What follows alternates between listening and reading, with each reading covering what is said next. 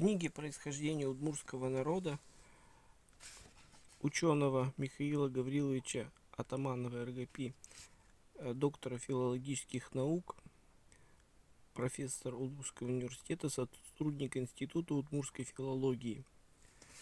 Приводятся интересные данные за 1911-12 год по статистике язычников удмуртов на территории Вятской губернии, Казанской губернии, Пермской губернии,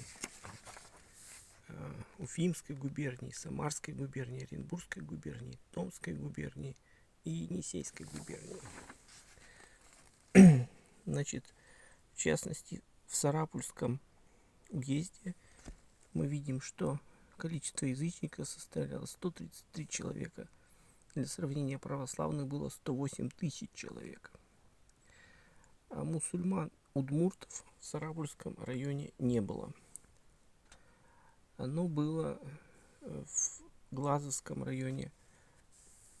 Мусульман удмуртов 99 человек, в Уржумском 14, а вот в Казанской губернии мусульман удмуртов было уже 962.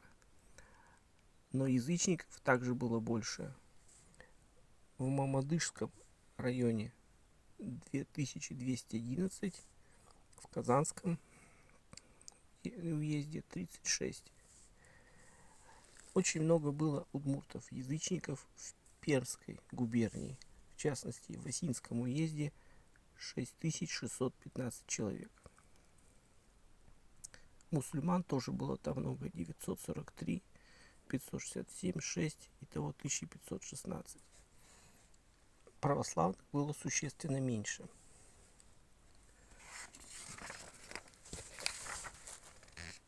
В Уфимской губернии язычников было 4820, мусульман меньше, 902 всего. Православных еще меньше, 515. В Самарской губернии язычников удмуртов было 400, в Оренбургской 64, а в Енисейской губернии Красноярского края 464 язычника удмурта.